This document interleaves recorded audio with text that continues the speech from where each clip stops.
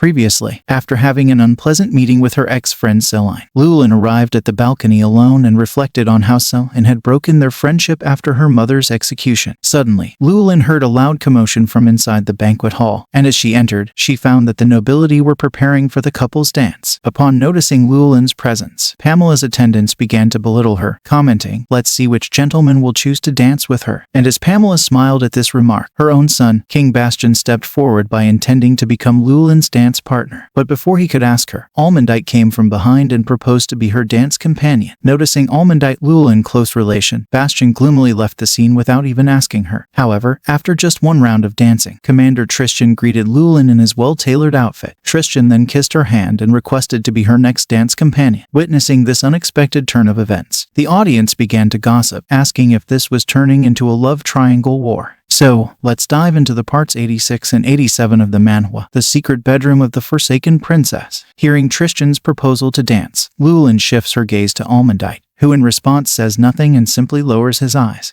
With a pleading voice, Tristan expresses that if she refuses him, he may never have the courage to dance again with any other girl. Annoyed, she wonders why he is behaving like this and creating a scene. But as she observes his sharp gaze, she reflects that now she understands why Tristan is constantly approaching her. He is totally obsessed with her, and she really can't find any other explanation for his actions. Though she knows it will be difficult, she decides not to reject him and tries to open herself up to him. As Lewellyn clenches Tristan's hand and prepares to dance with him, he delivers a joyful smile. Meanwhile, Almondite, clearly unhappy with the growing relationship between Lewellyn and Tristan, leaves the dance area with a gloomy expression. Noticing this, Lewellyn calls out Almond with a concerned tone. After a few minutes, the stage fills with many dancing couples, including Lewellyn and Tristan. Soon, the other couples tire, leaving Lewellyn and Tristan alone to showcase their compatibility. Astonished by Tristan's skills, Lewellyn asks how he can dance so well. He explains that he has practiced and wanted to test his skills with her. Blushing, she asks why he wanted to test it with her and not with another lady. With a gentle tone, Tristan replies that Lewellyn is the only woman he feels truly close to. Hearing this, she reflects that it makes sense, as she is the only one who can handle a man with an expressionless face. Suddenly, Tristan compliments her, saying she looks very pretty and is dancing very well. This makes Lewellyn flinch, her cheeks turning heavily red.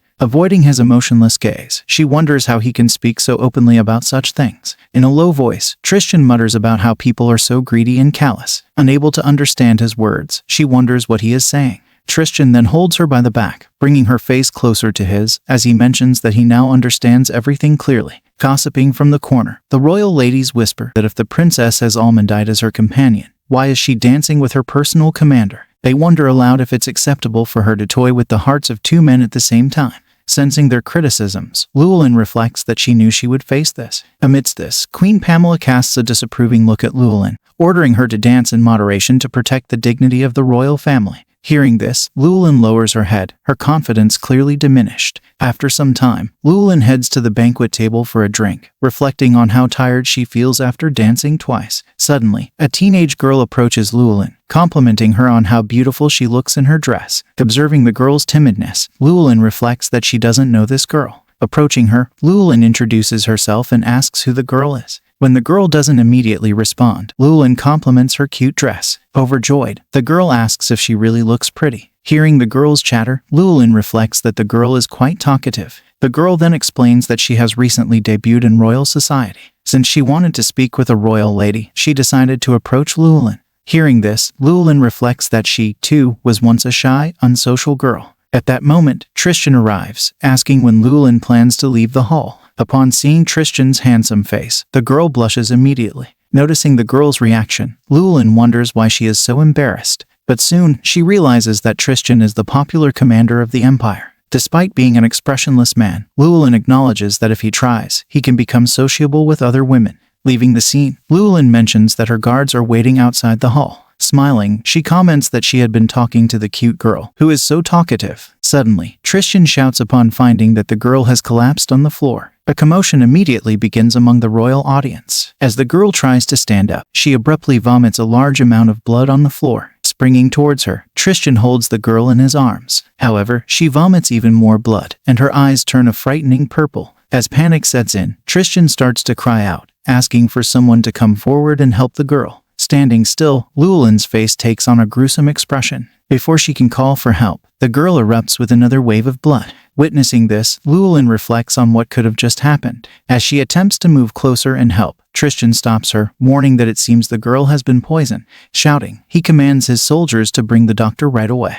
Despite realizing the severity of the situation, the audience at the corner stands frozen, none stepping forward to assist the girl. Meanwhile, the girl's condition worsens rapidly. As she faints, Tristan bends down to check her pulse. After a brief moment, he gloomily declares that the girl is dead. Surrounding her body, the audience begins to whisper, asking what the fuss is about. Lewellyn, heavily shocked, reflects that the girl had been perfectly fine just a short while ago. With a growing sense of horror, she wonders if the girl's death could be connected to her. Amidst the chaos, the girl's parents emerge from the crowd. They hold their daughter's lifeless body, sobbing and pleading for her to open her eyes. Adding fuel to the fire, the crowd starts to whisper that the girl has faced a tragic death. In an instant, Queen Pamela arrives, demanding to know what is happening here. Upon seeing the blood in the girl's lifeless body, the queen becomes furious and starts invoking heaven's gods. Without hesitation, she accuses Lewellyn of murdering the girl. Tristan quickly comes to Lewellyn's defense, trying to explain the situation. However, Lewellyn stops him, explaining that the girl had been completely fine when she was speaking with her. Furious, Pamela accuses Lewellyn of trying to evade responsibility. Protesting, Lewellyn declares that it is not her responsibility. Noticing Pamela's sinister smirk, Lewellyn realizes with certainty that the queen is the true murderer.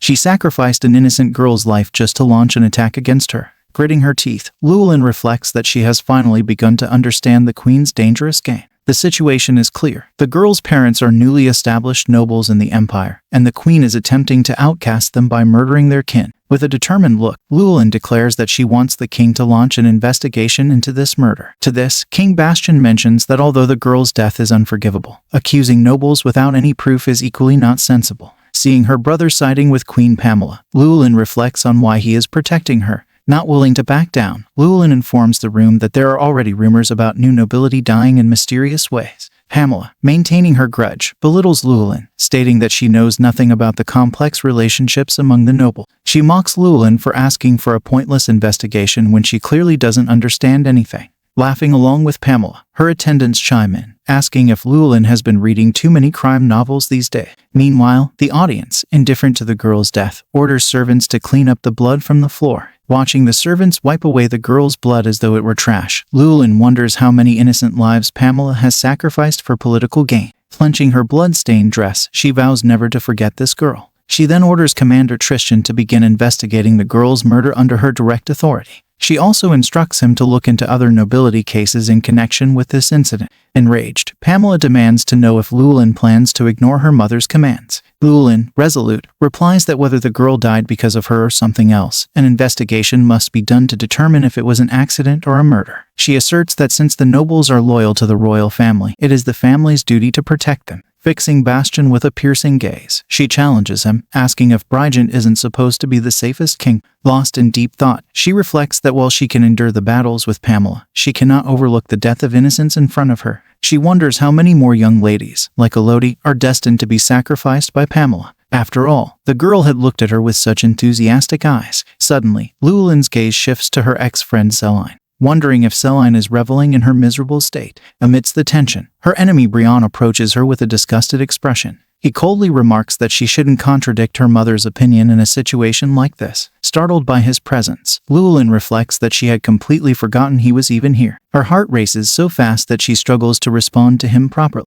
At that moment, Tristan interrupts, informing her that he has already ordered his soldiers to investigate the cases as per her instruction. Tristan then turns toward Brienne, delivering a predatory gaze with a protective stance, signaling that he is there to defend her. As Brienne sneers and asks if Tristan is Lewellyn's loyal knight, she responds that yes, he is her loyal knight. Brienne then questions if it's appropriate for a commander to defy the queen's orders. Before Tristan can reply, Lewellyn steps in, her voice dripping with amusement. She remarks that she had expected the party to be dull, but, on the contrary, she is thoroughly enjoying it to her heart's content. Turning her gaze to Lewellyn, she sarcastically compliments her for standing up for the girl. She adds that Lewellyn has impressed her by going against both the king and the queen, pushing for an investigation into the girl's death at her own risk. Lewellyn continues, pointing out that Lewellyn has humiliated the king and queen in front of the nobility. She then challenges Lewellyn, asking what she will do if she fails to find the real culprits. What if, she muses, it turns out to be a mere misunderstanding? By doing this, Selene warns, Lewellyn stands to lose what little reputation she has left in the family, and she risks becoming the subject of gossip among Brygent's nobility. Additionally, her reckless decision might embolden her enemies and cause her loved ones to question their faith in her.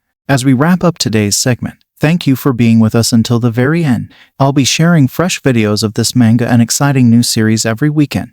Your support is invaluable, so please subscribe and hit the notification bell to stay updated. Your encouragement keeps the channel thriving, and I appreciate it immensely. Until next time, take care and goodbye.